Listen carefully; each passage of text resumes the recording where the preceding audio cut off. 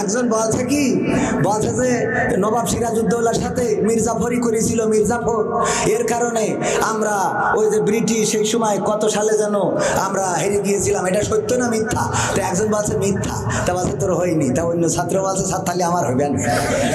মিথ্যা যখন হয়নি তাহলে তো সত্য। ঠিক আছে তো, বুদ্ধি ঠিক আছে কিনা বাজার? বাজার তালি আমার হবে না। দেখালাম কয়টা, একটু আসুনে মুখস্থ করে নেন। এক নম্বর হলো মারা যাওয়ার পরে সুন্দরভাবে তার দাফন কাফনের ব্যবস্থা করা। দুই নম্বর হলো যদি সে কোনো ওসিয়াত করে যায় সেই ওসিয়াতটা পূর্ণ করা। তিন নম্বর হলো যদি সে কোনো ঋণ রেখে যায় ঋণ পরিশোধ করা। আবার ওই ব্যক্তি যদি কারো কাছে টাকা পায় এটা দেওয়ার দরকার আছে না নাই? সেদিন আমি এক জানাজায় বলতেছে আমার আব্বা যদি কারো কাছে ঋণী করে থাকে তাইলে সবাই আমার বলবেন আমি শোধ করে দেবো গো। আমি বললাম ভাই আমার একটু অবজেকশন আছে, শুধু ঋণ থাকলে শোধ করে দেবেন কথাটা সত্য, উনি যদি কারো কাছে টাকা পায় নিজ দায়িত্বেও দিয়ে দেবেন। ঠিক এই কথাটা বলে বলেন যারা যে এই কথাটা বলে না, অথচ যে ব্যক্তি মারা গেল এই ঋণ যদি শোধ না করে যদি মনে করে মরি গেছে আর চাতে পারবে না, আরে বাবা খুশি মরিয়ে গেছে আর সাথে এরম আছে না নাই? সিটারের তো শেষ নেই। এক বন্ধু টাকা ধার দিয়েছে, দিয়ে বলছে দোস্ত আমার মেয়ে অসুস্থ, টাকাটা দে দিন, একটু খুব বিপদে পড়ে গেছে। বলছে দোস্ত আমার কোনো উপায় নেই, আর 2 মাস অপেক্ষা করতে হবে। তো বলছে আমার মেয়ে অসুস্থ, হাসপাতালে, তুই একটু দেখ কোনোভাবে একটু ব্যবস্থা করিয়ে দে দোস্ত।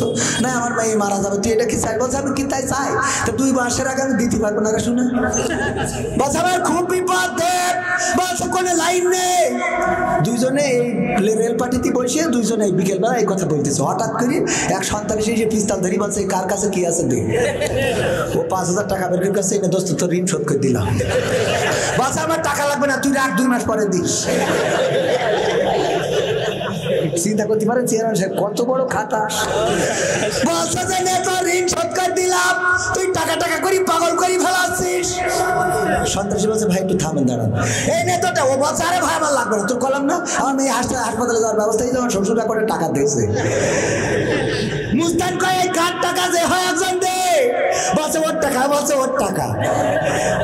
দেখেন আগে টাকা বেরোচ্ছে না, যে পিস্তল ধরিয়েছে টাকা আছে না নাই? আছে। ওগো আমার ভাইরা এত সিটারি করা এরাম কোন করা ঠিক না।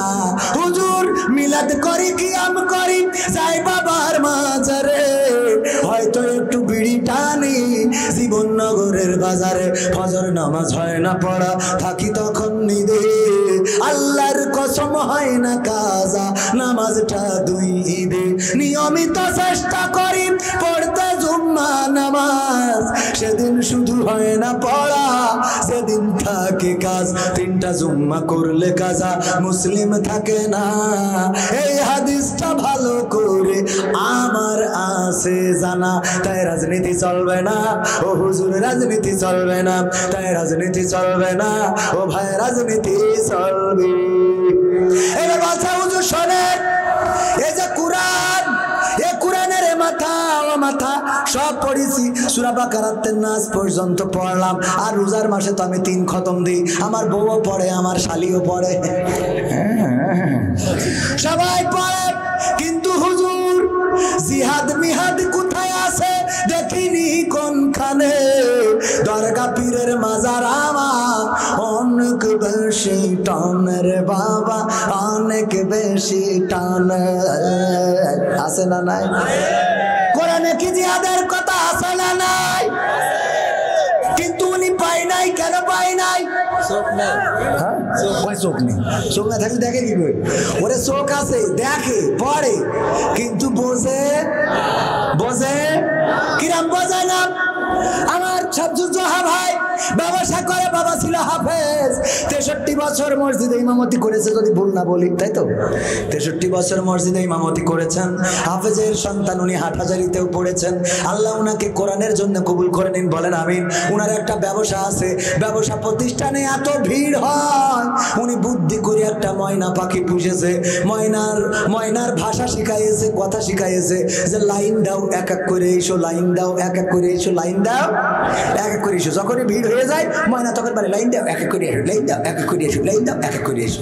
ময়না যখন বলে, মানুষ বলে এই পাখিতে কি বলছে শুনছিস না, লাইন দাও, সব দাঁড়া, লাইনই দাঁড়া, সবাই লাইনই দাঁড়ায়, উনার বেতন বেঁচে যায়। বুদ্ধি আছে না? যুবলীগ করে, বুদ্ধি থাকবে না কেন? তো এই জন্যই বুদ্ধি করে এই কাজটা করেছে। করার পরে এখন মনে করেন এই রোজার মাসে ডেট এক্সপায়ার সিমাই গত বছরের, ওই সিমাই এই মাসে বিক্রি করে ফেলাইছে তারিখ উঠাই দিয়ে। ওই খাওয়ার পরে প্রথম রোজা রেখে মোটামুটি সব ডাইরেক্ট লাইন, টয়লেটে গেছে আর এসে পরের দিন সব এসে খেপে গেছে, আমার শামসুজ্জোহা ভাইয়ের মারবে, এই যে যেমনি পারে গুতো কথা শুরু করে দিয়েছে। পাখি দেখছে দোকানে তো ভিড় জমি গেছে, বলছে লাইন দাও, এক এক করে ইস্যু, লাইন দাও, এক এক করে ইস্যু, লাইন দাও, এক এক করে ইস্যু, লাইন দাও, এক এক করে ইস্যু। আচ্ছা এইবার বলেন, যদি গণ ধুলাই তার মধ্যেও তো দুই একজন ঠেকায়, দুই একজন মারে, ঠিক না বেঠিক? এখন ময়নার কথা শুনে সব যদি লাইন দেয় একটা একটা করে এসে মারে, তা ওনার জীবননগর থেকে কাপড়ের কাপড় একেবারে ভ্যানের সাথে নিয়ে আসা লাগবে না, ঠিক না বেঠিক? তাহলে কি ময়না বুঝতে পেরেছে যে ও কি বলছে? কথা কয় না। এরকম ময়না আছে না নাই? ও বুঝতে পারে নাই কি বলছে। বুঝা গেছে কথাটা? আর একটা উদাহরণ দেবো। আমার আব্দুল্লাহ আলামিন ভাই সুন্দর করে বুঝাইল, ওই যে বরিশাল আর কুমিল্লা এই দুটোর বিশ্বকাপ খেলা হয়েছে। মুয়াজ্জিন একজন কানা মুসাল্লি ছিল, মুসাল্লি সে হলো বরিশালের পক্ষে, সে কানা, আর ইমাম ছিল একটু খুঁড়া পায়ে খাটো, সে ছিল কুমিল্লার পক্ষে। বলছে কুমিল্লা এবার ভালো খেলেছে কিন্তু কাপটা নিতে পারে নাই। আর হুজুর বলছে ইয়া তুমি আমার আন্ডা বোঝো, ইয়া বরিশাল ভালো খেলছে বেটা বোঝো না, এই জন্য কইতে আসো। ওরে মনু, বরিশাল বিশ্বকাপ লইছে ভালো খেলছে বুঝলি। দুইজনে তর্ক বিতর্ক, মাগরিবের আজান হয়েছে, ইমাম বলছে তর্ক করে লাভ নেই, চলো নামাজ পড়তে যাই। মুসাল্লি কি কানা, আর ইমাম সাহেব নামাজে, মাগরিবের নামাজ তেলাওয়াত করতেছে সূরা ফাতিহার সাথে, ওয়া কানা মিনাল কাফিরিন। কানা বলছে হুজুর তো জন্মের খারাপ। ক্রিকেট খেলা নিয়ে তর্ক হলো চায়ের দোকানে, আর মসজিদে এসে বলে ওয়া কানা মিনাল কাফিরিন, আমি কানা কাফের। কত বড় খারাপ হুজুর, আজকে মাফ করে দিলাম, এবার যদি কোনোদিন বলে মাফ করব না। এরপরে আবার একদিন যেদিন ইমাম তেলাওয়াত করেছে ওয়া কানা মিনাল কাফিরিন, কানা বলছে হুজুর ধৈর্যের সীমানা বর্ডার ক্রস করে ভারতে চলে গেছে, আপনি প্রতিদিন এক খেলা নিয়ে আমার বলেন ওয়া কানা মিনাল কাফিরিন, আমি কানা কাফের না, এটা মানা যায় না। ও গো হুজুর গো, আপনি ইমাম, আপনার পড়ার অধিকার আছে, আমি মুসাল্লি, আল্লাহ আমারও কিছু পাওয়ার দিয়েছে না দেয় নাই? পাওয়ার দিয়েছে লুকমা দিয়ার, আমি আজকে লুকমা দিচ্ছি আর মানলাম না হুজুর। আল্লাহু আকবার, ওয়া খুড়া মিনাল ফাসিকিন, আমি কানা কাফের হইলে তুমি খুড়া, তাহলে কি ও কোরআন বুঝেছে?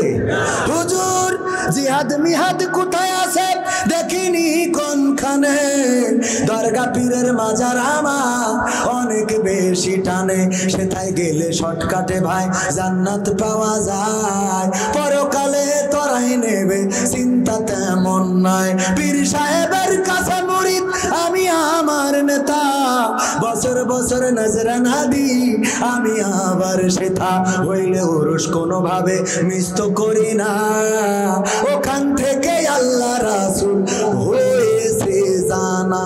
তাই রাজনীতি চলবে না ও হুজুর, রাজনীতি চলবে না, তাই রাজনীতি চলবে না ও ভাই, রাজনীতি চলবে। আমরাও বলি চলবে না। কোরআনের মাহফিলে কিসের রাজনীতি? কোরআনের মাহফিলে কোরআনের নীতির কথা বলা হবে গো। আর এটাকে যদি কেউ বলে রাজনীতি, তাইলে বলবো আপনার কোরআনের নীতি শিখার দরকার আছে না নাই? কোরআনের আইন অনুযায়ী কেউ যদি চুরি করে শাস্তি কি? হাত কেটে দাও। এখন আমি যদি আমার দিয়ে উদাহরণ দিই, আমার যদি হাতের কবজি না থাকতো, এসে যদি ওয়াজ করে বলতাম বাবারা কেউ চুরি কইরো না, কইরো না রে। কেন? কারণ চুরি করলে আল্লাহ গুনাহ দেয়, হারাম কাজ পাপ কাজ দোজখে জাতি হয়। আর দুনিয়ায় কোরআনের আইন কায়েম আছে, হাতের কবজি থাকবে না, থাকবে না রে। আপনারা বলতেন হুজুর আপনার হাতের কবজি কই?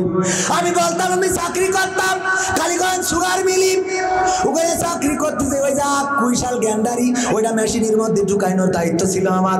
আমি ঢুকাতে ঢুকাতে একদিন হাত ঢুকে রসে পাটালি হয়ে গেছে। এই জন্য আমার ছিনে দেয় সবেটা নিয়ে গেল। ডাক্তার বললো এই হাত ঘেসান দিয়ে দিতে হবে, তাই ঘেসান দুয়া। কিন্তু আপনারা কেউ চুরি করবে না রে। আপনারা বাড়ি যাওয়ার সময় বলতেন হুজুর যাই বলুক তাই বলুক ও কিন্তু মালটা যশোরের চোর। ঠিক না বেঠে চেয়ারম্যান সাহেব? ওই যে আমার চেয়ারম্যান রানিং চেয়ারম্যান এসেছে, ধরেন তিরানের চাইল কোনোভাবে বেলাইন করে ফেলাইছে, আর সরকার যদি লাইন করে ঘেসান দিয়ে দিত, এখন স্টেজে এসে যদি বলে দোয়া করবেন, দোয়া কি করবেন আপনারা? কবে চেয়ারম্যান বুঝাছে খেলা হবে না, খেলা হবে না। ঠিক না বেঠে? সরকারের চাল। আবার আমার যুবকেরা যারা ওই যে গার্লস স্কুলের সামনে দাঁড়িয়ে থাকে, কবির বিন সামাদ জেনা করেছে অথবা ধর্ষণ করেছে, শাস্তি কি? বিবাহিত মানুষ যদি জেনা করে অথবা ধর্ষণ করে, তার শাস্তি হলো কোরআনের আইন অনুযায়ী মাঝে পর্যন্ত গেড়ে দাও, তারপরে ইট পাথর মেরে সঙ্গে সার করে দাও। এমন একটা মজলিস করে যদি আমার মাজা পর্যন্ত গেড়ে দিয়ে চারিদিকে মাইকিং করে পোস্টার করে কবির বিন সামাদের কুপান হবে, খেলা হবে।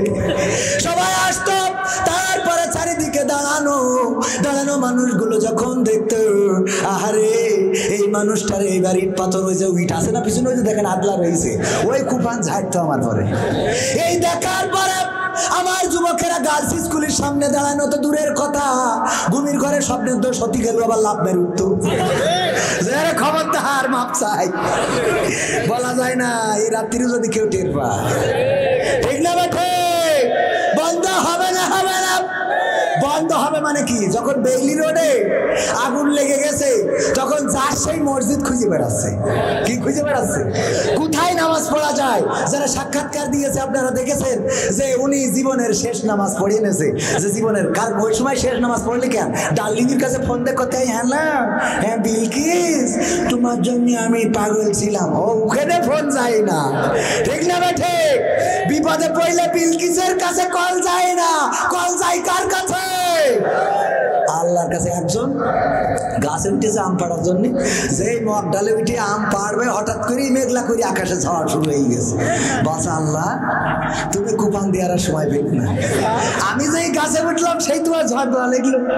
আল্লাহ, আমি যদি কোনো মতে নিচে নামতে পারি তাহলে আমি এক জোড়া গরু এই ডুমুরিয়া মাদ্রাসায় দান করতে হবে। হ্যাঁ, এই বলে আস্তে করে যাই একটু নিচে এই যে মোটা ডাল একটু পাইছে, বাছা আল্লাহ আবেগে বলি ফেলি দুটো গরু দেবো, আমার দুটো গরু খাওয়াতে দেবো আমি, আমার তো এত টাকা নেই। আল্লাহ আল্লাহ আমি দুটো ছাগল দেবো না, তুমি ছাগল নিয়ে সন্তুষ্ট হয়ে যাও, তোমার তো অভাব নেই। এই বলে আবার একটু নিচে এসে আর একটু মোটা ডাল পেয়েছে, বাস আল্লাহ ছাগল যে দুটো আছে তা তো আমার বউ শ্বশুর বাড়ির পেয়ে গেছে, ও যদি দিয়ে দিতে তো আমার বাড়ি উঠতে দেবে না, আর তুমি তো সংসার ভেঙে থাকে, এটা চাবা না। আল্লাহ আল্লাহ আমি দুটো মোরগ দেখেই নি পোল্ট্রি মুরগি কিনে দান করতে পারি, ওই নিচে ঝাঁপ দিয়ে বাস আল্লাহ কোনোদিন গাছে উঠবো না, আর কিছু দেবো না। কত বড় খাটাস আছে না নাই? যখন ডাক্তার বলেছে যে রোগটা আমার মনে হচ্ছে ক্যান্সারের দিকে যাচ্ছে, ও মসজিদ আর ছাড়ে না, এই কথা কয় না, ও মসজিদ আর ছাড়ে না। এবার ডাক্তার বললো রিপোর্টে যা আশঙ্কা করিলাম তা না, আসলে কোনো অসুবিধে নেই, ও আর মসজিদে যায় না। খেয়াল করে দেখবেন আপনারা, যেই রোগ হয়েছে ওরে বাবা ভাই একটু দোয়া করো ভাই, আমি ভালো হয়ে গেছি, এত ভালো হয়ে গে নামাজ, ও মানে পাল্লি 7-8 তো একসাথে পড়ে। এবার যেই শুনিয়েছে না ক্যান্সার আসলে ভুল রিপোর্ট, ভুল হয়ে গেছে, আর মসজিদ যায় না। এরকম মানুষ আছে না নাই? অথচ আল্লাহকে অভিভাবক মানতে হবে। ভাইরা আমার, ইসলামে যে কথা বলছিলাম, আমার ভাইজান মুস্তাফিজ ভাই আলোচক মানুষ আমার কাছে দাবি জানাইলো, হুজুর রাজনীতি চলবে না, গানটা একটু শোনাবেন। তো রাজনীতি আসলে আমরা করি না, আমরা কার নীতি করি? আল্লাহর নীতি করি, কোরআনের নীতি করি। আল্লাহর নীতি কোরআনের নীতি যদি কায়েম হয়ে যেত তাইলে সুইজারল্যান্ডের ব্যাংকে এত টাকা বাংলাদেশিদের থাকতো না, বলেন ঠিক না বেটি? যদি আল্লাহর আইন কায়েম হয়ে যেত বেগম পাড়ায় বাড়ি বানানোর মতো মানুষ পাওয়া যেত না, বলেন ঠিক কিনা? আমাদের একজন মন্ত্রী বলেছেন খেজুর আঙুর দিয়ে ইফতার করার দরকার কি? বড়ই পেয়ারা দিয়ে ইফতার করলেই তো হয়। বলেছে না বলে নাই? এই ব্যাপারে ইনু সাহেবও প্রতিবাদ জানাইছে। তাহলে আমাদের মতো মানুষ প্রতিবাদ করার দরকার আছে না নাই? ইনু যদি প্রতিবাদ করে যে ইসলাম মানে না ভোটের সময় ছাড়া, আর ভোটের সময় টিটুন করে, এরকম আছে না নাই? আমি বলেছি, গতকালও বলেছি, বাংলাদেশে যদি এত অভাব হয়ে থাকে, আমরা বড়ই দিয়ে পেয়ারা দিয়ে ইফতার করতে আপত্তি নাই, কিন্তু আপনাকে নিশ্চিত করতে হবে আপনার যখন অসুখ হয় তখন যেন সিঙ্গাপুরের মাউন্ট এলিজাবেথে যাবেন না। আপনার টাকা রাখার জন্য সুইজারল্যান্ডের সুইস ব্যাংকে অ্যাকাউন্ট দেখতে চাই না।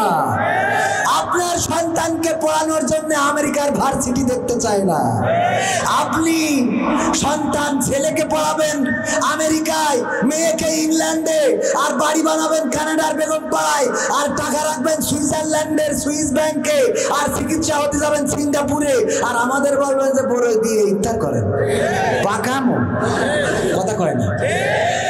এত অভাব বাংলাদেশ এখন আসে নাই। এই কথা বলে সে সরকারকে প্রশ্নবিদ্ধ করেছে। সেই সরকার উন্নয়নের জোয়ারে বাংলাদেশ ডিজিটাল থেকে স্মার্ট করেছে, সেই দেশে বড়ই দিয়ে ইফতার করতে বলে এই মন্ত্রী সরকারের সাথেই বেয়াদবি করেছে। সুতরাং তাকে আইনের আওতায় আনতে হবে। যেই দেশে মেট্রো রেল হয়, যেই দেশে পদ্মা সেতু হয়, যেই দেশে ওয়াইফাই ইন্টারনেট হয়, যেই দেশে মাটির তল দিয়ে রাস্তা হয়, যেই দেশে নদীর নিচ দিয়ে পথ করা হয়, যেই দেশে আপনার এত উন্নয়ন হয়, সেই দেশে খেজুর দিয়ে আঙুর দিয়ে ইফতার করা যাবে না কেন? আমরা কি ঠকি? কথা কয় না? তার মানে তুমি তো বুঝতে চাচ্ছ দেশের তেজ মারা শেষ। তুমি তো শয়তান। তুমি দেশের বিরুদ্ধে কথা বলেছো, শেখ হাসিনার বিরুদ্ধে কথা বলেছো, বঙ্গবন্ধু পরিবারের বিরুদ্ধে কথা বলেছো। এত উন্নয়ন, তাহলে খেজুর দিয়ে ইফতার না করে যদি পেয়ারার বড় খ্যাতি হয়, তাহলে এত উন্নয়ন কনে গেল? কথা কয় না? তোমার কথাই তো সরকার বেকায়দা পড়ে। আমি তো সরকারের পক্ষ নিয়ে কথা বলছি রে ভাই। আমি তো মন্ত্রীর বিরুদ্ধে না, সরকারেরও বিরুদ্ধে। সরকারের পক্ষে ভালো করে বুঝতে হবে। আমি কইছি যারা আওয়ামী লীগ করেন কিন্তু নামাজ পড়েন না, সে সঠিক আওয়ামী লীগ না। কারণ আমার সরকার সকালবেলা উঠে আগে যাই নামাজ খোঁজে। তুমি আওয়ামী লীগ করি নামাজ পড়ো না, দোকানে এসে বাড়াবাড়ি করো, কাঠি খুলি দেবো, ফজরের নামাজ পড়ে এসে বাড়াবাড়ি করবো। ঠিক না বেঠে?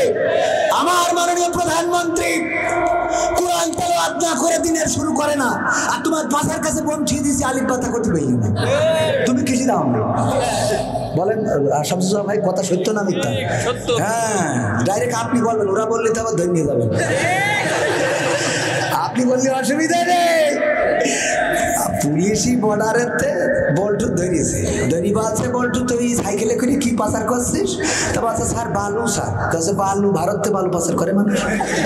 এই বালু চেক করবো, চেক করি দেখে না সত্যি বালু ছেড়ে দিস। পরে আবার 2-4 দিন পর দেখে আবার বল্টু সাইকেলে করে আধা বস্তা কি যেন নিয়েছে। হ্যাঁ বল্টু কিরাতে স্যার বালু। স্যার প্রতিদিন তুমি বালু নিয়ে যাও না? বালুর অভাবেই গেছে বাংলাদেশে, কই চেক করবো, চেক করে দেখে না বালু ছেড়ে দিস। তৃতীয় আবার 2-4 দিন পর দেখে আবার বাইসাইকেলে করি, এই বল্টু বাইসাইকেলে করে কি নিয়ে যাচ্ছিস? স্যার বালু। স্যার বালু, প্রতিদিন তুমি বালু নিয়ে যাও। এই বালু ঢাকায় পাঠাবো, দেখবো কোনো নাশকতা আছে কিনা, পাখামো সেরে দেবো তোমার। এই ভারতে বালু পাচার করিস, বালুর অভাবেই গেছে বাংলাদেশে, ওখানে দেখা কোনো জানাল দিয়া রয়েছে। স্যার বালু। স্যার দাঁড়া, ঢাকায় পাঠাবো। পাঠাইছে, ঢাকার থেকে চেক করে দেখে না সত্যিই বালু। জীবননগর বাজারে বল্টুর সাথে দেখা, স্যার ডেকে বলছে এদিকায়, এই বল্টু প্রতিদিন এই বালু কেন পাচার করিস? বালু কি ভারত বাংলাদেশে নেই যে ভারতে পাচার করা লাগবে? বলছে স্যার আমি প্রশ্ন করি, বসলেন সত্যি কথা বলবো নাকি? সত্যিই কর। স্যার আমি সাইকেলে করে বালু পাচার করি না, আমি আসলে প্রতিদিন ওই সাইকেলটা পাচার করি। কি পাচার করে? পুরি চেক করে কি? আমার ভাইরা, আমরা ইফতার করবো খেজুর দিয়ে, রাসূলের সুন্নাত। একটা খেজুর দিয়ে হইলেও ইফতার করা রাসূলের সুন্নাত। রাসূল তাকে তাগিদ করেছেন সাল্লাল্লাহু আলাইহি ওয়াসাল্লাম। উনি বলেছেন, আল্লাহর নবী বলেছেন, ইফতার করো খুরমা দিয়ে। আর সেই খুরমা খাইতে গেলে তোমাদের জ্বলে, তাইলে তোমাদের অনুষ্ঠান থেকে ভারত থেকে কোটি কোটি টাকা খরচ করে আর রহমানকে নিয়ে আসো কেন? আবার ওই যারা লেডিমানি পরিমানি আরো কি কি আছে, নাম নিলে উজু থাকবে না, ওদের আনে না সাংস্কৃতিক কনসার্ট করার জন্য ভারত থেকে অতিথি নিয়ে আসো গো। আর তোমরা কিছু হলেই চিকিৎসা নীতি বিদেশে চলে যাও, আর ছেলে পিলে পড়াও আমেরিকায়, লন্ডনে রাখো পরিবার, কানাডায় বানাও বেগম পাড়ায় বাড়ি, আর সুইজারল্যান্ডের ব্যাংকে রাখো টাকা। এই রেখে তুমি বলো ব্যাংক ফাঁকা ফাঁকা, তুমি তো সরকারের করে দিলে একা। ঠিক না বেঠে? সরকারের পক্ষে না যাইয়ে তুমি পক্ষ থেকে সরে এসেছো, কারণ সরকার বলছে আমার দেশে কোনো অভাব নেই, ফকিরই তো নেই। ফকির ভিক্ষুক মুক্ত অঞ্চল দেখেছেন না আপনারা? এক সাইনবোর্ডের নিচে দাঁড়ায় একজন ভিক্ষে করছে। আমি বললাম, এই তুই তো সাইনবোর্ডের তেজ মেরে ছেড়ে দিবি। বলছে কেন? তাই বলছে সাইনবোর্ডে লিখা কি আর তুই করছিস কি? বলছে কি লিখা ভাই? লিখা রয়েছে যে ভিক্ষুক মুক্ত অঞ্চল জীবননগর, যশোর জিগর কাছে কি জানো, জীবননগর চুয়াডাঙ্গা ভিক্ষুক মুক্ত অঞ্চল আছে না নাই? আর তুই সাইনবোর্ডের নিচে যায় ভিক্ষে করতেছিস। বলছে ভাই ভিক্ষুক একে লিখা ভিক্ষুক মা। বলছে তাহলে লিখাও ঠিক আছে, আমিও ঠিক আছে। বললাম কেন? বলছে লিখা তো ভিক্ষুক মুক্ত, আমি তো ভিক্ষা নিচ্ছি, থাল ধরি দাঁড়ায়, বলে সাহায্য নিচ্ছি। বলছে ভিক্ষের মার দিন শেষ, এখন স্মার্ট বাংলাদেশ। ভিক্ষা দিলি অল্প দেয়, সাহায্য চাই। ভিক্ষের মা বার্তা দিস, সে কবে ছেড়ে দিস, এখন ডাইরেক্ট সাহায্য না দিলি নিচ্ছি না। বলছে লিখাও ঠিক আছে, আমিও ঠিক আছে। কত বড় খাটাস দেখেছে? আছে না নাই? আছে বাবা, অনেক আছে। অল্প সময় নিতে চাইলাম, বেশি সময় নিয়ে ফেলেছি। আর না, সবাই আমাদের জন্য দোয়া করবেন।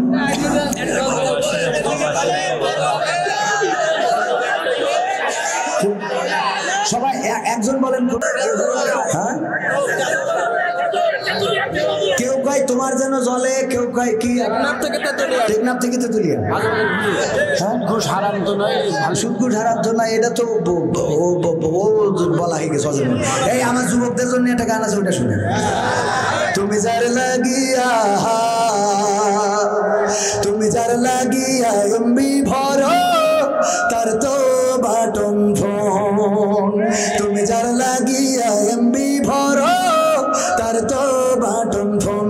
ওরে কেমন করে বুঝবে রে সে, কেমন করে বুঝবে রে সে ডিজিটাল তোর মন। তুমি যার লাগিয়া, তুমি যার লাগিয়া এমবি ভরো, তার তো বাটন ফোন।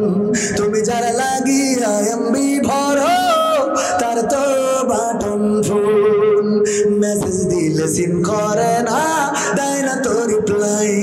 ভিডিও কলে বলবা কথা, ক্যামেরা তার নাই রে, ক্যামেরা তার নাই।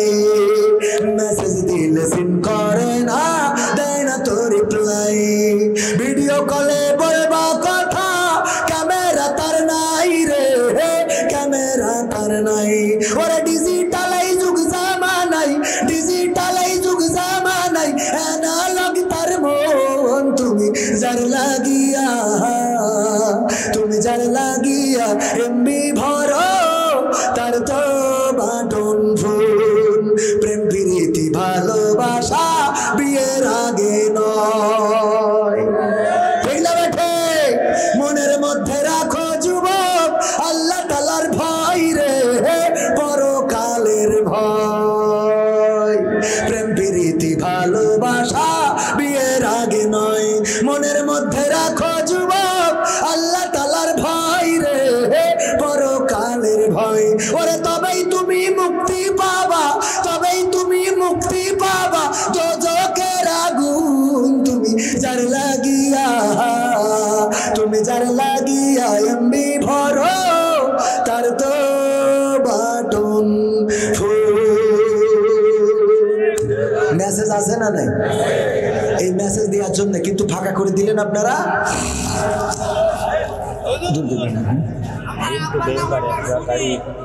মিন্টু মেম্বার এক গাড়ি করলেন দান, আল্লাহ বাড়িয়ে দাও, সম্মান রেখা দিয়ে দাও, মনের স্বপ্ন। মনে করছে হুজুর কালেকশন হচ্ছে দোয়া করবো শোনা, দোয়াটা নিয়ে যান। আপনারা চলে গেলে তাহলে দোয়া বাদে চলে যেতে হবে। মিন্টু ভাই এক ট্রাক ইট দিয়েছেন, তাহলে বাকি আছে আর কয় ট্রাক? 5-এর মধ্যে 1 ট্রাক বাকি আছে। একটা ট্রাক দেওয়ার মতো কোনো আল্লাহর বান্দা নেই? আল্লাহর বান্দা? হ্যাঁ ও ভাই আজ আর রাত অনেক হয়ে গেছে। আপনারা 10টায় দিলে, আমি 10টায় দিলে 12টা পর্যন্ত করতাম। তারপরে তো আমি ইনসাফ করি। দেখেন আমার ভাইরা, একটা কথা না বললে হবে না, শুনবেন আপনারা। আমার স্কুল কলেজ ভার্সিটিতে চাকরি করে অনেকেই আছে, টিচার, প্রভাষক, প্রফেসর আছে না নাই? শুনলাম স্টেজে আমার একজন ভাই আছেন গো, প্রফেসর সাহেব, একটা গাড়ি ইট বাকি আছে গো, যদি একটু মনটা নরম করে দেখেন একটা গাড়ি ইট 5 বস্তা সিমেন্ট, 5 বস্তা সিমেন্ট বড্ড অল্প হয়ে যায় শোনা। হ্যাঁ একটা গাড়ি ইট তাহলে 5 বস্তা জায়গায় 10টা বস্তা করে দিয়ে অন্তত প্রফেসর মানে আল্লাহ রাস্তায় দেন। হায়াত মহতির কথা তো বলা যায় না। আলহামদুলিল্লাহ আলহামদুলিল্লাহ। আপনি না থাকলে ছেলেকে জোর করে ধরবেন, কবে খাতি দেবেন, আগে টাকা দে। কয় বস্তা? প্রফেসর সাহেব দিলেন 1 বস্তা। একটা ট্রাক খালি বাকি থাকলো, একটা ট্রাক 5টা ট্রাক হিট চাইলাম, একটু সেরাম আল্লাহ নেই কিন্তু আমার শামসুল ভাই দিয়েছ কিছু ভাই। 2 চেয়ারম্যান আর আপনি মিলে দেখেন দিন একটা কোনো জায়গায় যাইতে এমনি পাওয়ার দেখায় তো আনা যায় যে দিবি না কেন, সেইটা বিএনপির ভাটা উড়ে চলে যাবে। দেখেন দিন হয় কিনা, ওরম নেতা একটাও নাই। কিরাম লাগে ওটা তো, এটা তো বললাম এমনি মজা করে। আমি সেদিন এক জায়গায় বললাম ছাত্রলীগের কোনো লোক নেই, বা লিখেছে অল্প করে 1 ট্রাক মতো দিতে পারবে। একজন দাঁড়াই কয় আমি ছাত্রলীগের নেতা, দোয়া করে দেন 1 ট্রাক বালি। দোয়া করে দিয়েছি ওর পদ পদবি, আমি বলেছি আল্লাহ যেন সারা জীবন আমলিক করে খাতে পারে, বলেন আমিন। একটু দেখেন দিন পাওয়া যায় কিনা একটু। দেখি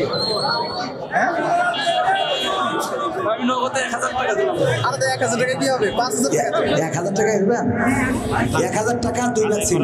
প্রবাসী দিয়ে এখনো কয় প্রবাসী ইয়ে করতে হবে। এই প্রবাসীদের গানটা শোনাবো, থাকবেন? এই তো গাওয়া ধরলে আপনারা এই আমরা গাওয়া ধরলে তো আপনারা উঠে চলে যাবেন, উঠে চলে যাবেন। ভাইয়ের নামে 2 বস্তা সিমেন্ট, পাশাপাশি আরো 1000 টাকা। 2 বস্তা সিমেন্ট থাকলো, আপনি যেদিন ভালো হয় সেদিন দিয়ে কাজের সময় দিয়ে দিন, আল্লাহ কবুল করুন। বলেন আমি।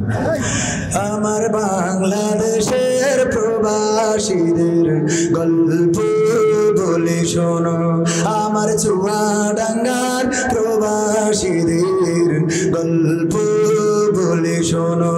এ গল্প তো কল্পনা নয়, তোমরা কি তা জানো? ও ভাই এ গল্প তো কল্পনা নয়, তোমরা কি তা জানো? আমার চুয়াডাঙ্গার প্রবাসীদের গল্প বলে শোনো। পল্লী গায়ের দুরন্ত ছেলে বাপে ডাকে খোকা, হঠাৎ করে ঢুকলো মাথায় বিদেশ যাওয়ার পোকা। রোগে শোকে ক্লান্ত পিতা, খাটার নাই উপায়, বেকার ছেলের এমন কথায় বাবাও দিল সাই।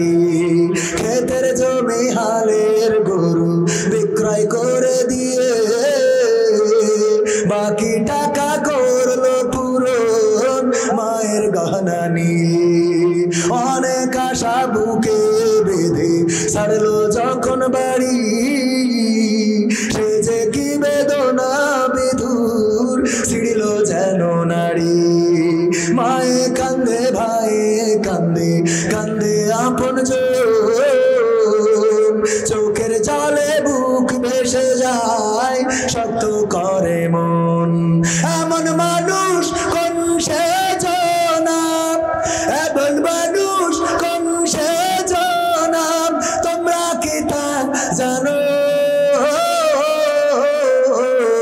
আমার ডুমুরিয়ার প্রবাসীদের গল্প বলে শোনো, আমার জীবন নগরের প্রবাসীদের গল্প বলে শোনো। বিমানেতে বসে খোকা জানালারি পাশে নীল আকাশে তাকিয়ে দেখে মায়ের ছবি ভাসি আঁচল দিয়ে চোখ মুছে মা প্রভুকে যে বলে আল্লাহ তুমি ভালো রেখো আমার কোলের ছিলি খোকা যে ছিল মা জননীর কলিজারি বোটা ভাবতে সব চোখ ভিজে জল পড়লো ফোটা ফোটা এমন মানুষ কোন সে জনাব তোমরা কি তা জানো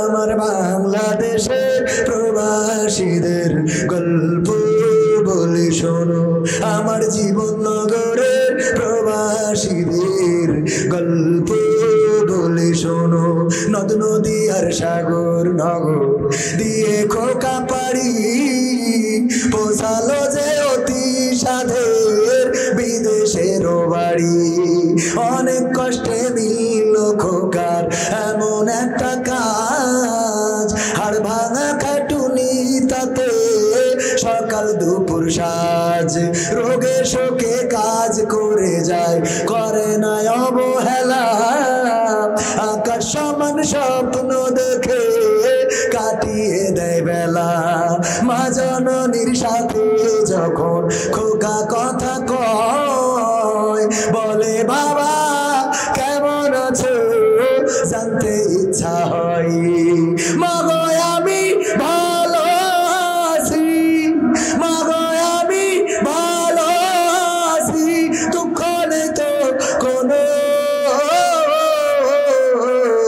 আমার চুয়াডাঙ্গার প্রবাসীদের গল্প বলি শোনো আমার মালয়েশিয়ার প্রবাসীদের গল্প বলি শোনো হঠাৎ করে বাবা বলে টাকার যে দরকার তোর মায়েরই বড় অসুখ দেখাবো ডাক্তার চিন্তায় আমার বাড়ছে আবার তোর বোনেরই নিয়ে দিনে দিনে হচ্ছে বড় দিতে হবে বিয়ে তোর ভাইয়েরই লেখা পড়ার খরচ বেড়ে গেছে দরকার এখন অনেক টাকার তোর কাছে কি আছে পাইনি বেতন এখনো খোকা পকেটটা যে ফাঁকা তবুও বলে ভেবো না বাবা দেবো আমি টাকা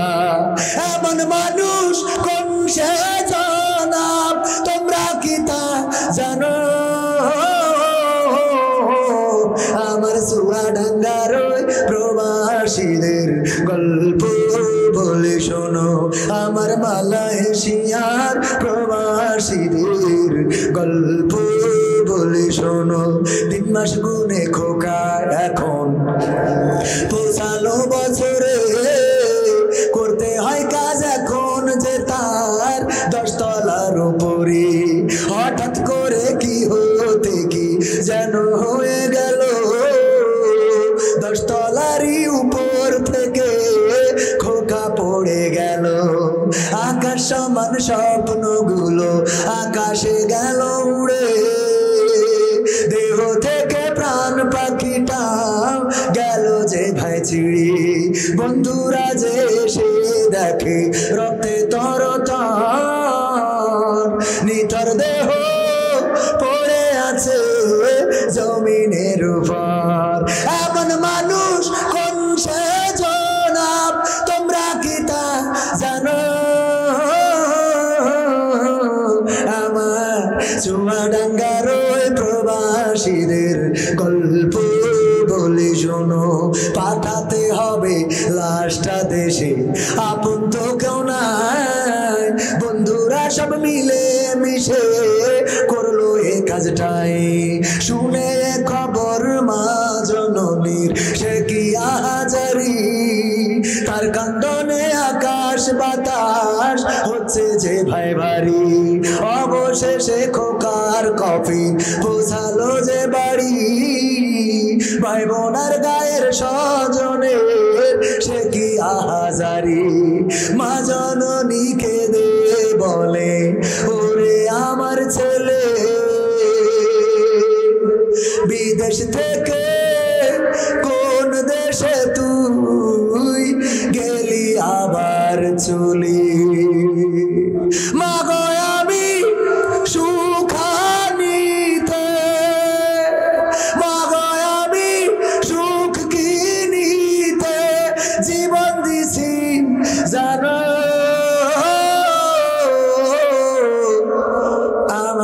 চুয়াডাঙ্গার ওই প্রবাসীদের গল্প বলি শোনো। আলহামদুলিল্লাহি রাব্বিল আলামিন। রব্বানা যালামনা আনফুসানা ওয়া ইল্লাম তাগফির লানা ওয়া তারহামনা লানাকুনান্না মিনাল খাসিরিন। রব্বানা আতিনা ফিদ দুনিয়া হাসানাতাও ওয়া ফিল আখিরাতি হাসানা ওয়া কিনা আযাবান নার। ওগো আল্লাহ, এই গভীর রাত তোমার বান্দাদের নিয়ে হাত তুলেছি। আমি অধম গুনাহগার, হতভাগা, ইলম নাই, আমল নাই, কিন্তু যাদেরকে নিয়ে হাত তুলেছি অনেকেই আছেন হাফেজে কোরআন, অনেকেই আছেন মাদ্রাসার মুহতামিম, অনেকেই আছেন মুহাদ্দিস, মুফতি, কারি, মাওলানা, অনেকেই আছেন তাহাজ্জুদ গুজারি। তোমার কাছে বড় প্রিয় বান্দা আল্লাহ, এমন কোন বান্দা যদি থেকে থাকে গো, সেই হাত দুখানার ওসিলায় আমাদের সকলের হাত দুখানা কবুল করে নাও। ওগো আল্লাহ, এই মাদ্রাসার মাহফিল, মাদ্রাসাটাকে কবুল করে নাও, মাদ্রাসার ছাত্রদের কবুল করে নাও, মাদ্রাসার উস্তাদকে কবুল করে নাও। আল্লাহ, মাদ্রাসাটাকে তুমি রাসূলের ঘর হিসাবে তোমার শাহী দরবারে কবুল করে নাও। ওগো আল্লাহ, এই মাহফিল শোনার জন্য যারা এসেছে আর বাস্তবায়নে যারা ভূমিকা রেখেছে, আল্লাহ তুমি সকলকে কবুল করে নাও। আবার স্বেচ্ছাসেবক ভাইদেরকে কবুল করে নাও। আল্লাহ, যারা খাওন দাওয়ানে কাজ করেছে কবুল করো। আল্লাহ, লাইট, মাইক, প্যান্ডেল, পোস্টার, প্রচার যে যেভাবে ভূমিকা রেখেছে, ওগো আল্লাহ তুমি তাদেরকে কবুল করে নিয়ে জাহান্নামের আগুন মাফ করে দিয়ে জান্নাতের বাসিন্দা হিসাবে কবুল করে নাও। আল্লাহ, আমরা হাত তুললেই মনে পড়ে যায় জনম দুঃখিনী মায়ের কথা। মা জননী যাদের নাই তারাই জানে মা হারানোর কত বেদনা গো। আল্লাহ, যার মা নাই রে আর তো খোকার জন্য পথে বসে থাকে না, আর কেউ তরকারিটা গরম করে এনে দেয় না, আর কেউ ভাতটা গরম করে দেয় না, রাত জেগে বসে থাকে না খোকা কখন ফিরবে। বাড়িতে ফিরলে শাসন করে বলে না খোকা এত রাত পর্যন্ত কোথায় ছিলি। ওগো আল্লাহ, এই মা যাদের চিরজনমের মতো বিদায় নিয়ে অন্ধকার কবরে চলে গেল, আল্লাহ মায়ের কবরকে জান্নাতের বাগান বানায়া দাও। ওগো আল্লাহ, যাদের বাবা নাই রে, ছোট্ট একটা বাচ্চা শিশু এসে দোয়া চাইল, এতিম হয়ে গেল, অল্প বয়স, তুমি তার বাবাকে ডেকে নিয়েছো, কেমন আছে জানি না, কোন অবস্থায় রেখেছো জানি না। যারা বাবা হারায় তারা জানে দুনিয়াটা কত কষ্টের। যারা বাবা, যাদের বাবা আছে রে, তাদের মাথার উপরে বটের ছায়া আছে। ওগো আল্লাহ, আমাদের যাদের বাবা নাই, বাবার কবরকে তুমি জান্নাতের বাগান বানায়া দাও। ওগো আল্লাহ, যাদের দাদা নাই, দাদি নাই রে, দাদা দাদি, নানা নানির কবর জান্নাতের বাগান বানাও। যাদের দাদা দাদি, নানা নানি, পিতা মাতা, আপনজন, বন্ধু বান্ধব বেঁচে আছে গো, আল্লাহ তুমি সকলকে নেখায়াত দিয়ে দাও। যারা অসুস্থ আছে সুস্থতা দান করে দাও, যারা ঋণগ্রস্ত ঋণ পরিশোধের ব্যবস্থা করে দাও। ওগো আল্লাহ, আমার কাছে দোয়া চেয়েছে আমাদের স্কেলিটন ভাই, সাংবাদিক মানুষ, মাই টিভির সাংবাদিক, বড় প্রত্যাশা, বড় আশা, উপজেলা নির্বাচনে আল্লাহ তুমি কামিয়াবি দান করে দাও। মাদ্রাসার জন্য দান করেছে, সিমেন্ট দিয়েছে, টাকা দিয়েছে, আল্লাহ কবুল করে নাও। আল্লাহ, উপজেলা রানিং চেয়ারম্যান এসেছেন, দোয়া চেয়েছে, আল্লাহ কবুল করে নাও। আল্লাহ, তিনবারের চেয়ার আমাদের সাবেক চেয়ারম্যান বসে আছেন, আল্লাহ কবুল করো।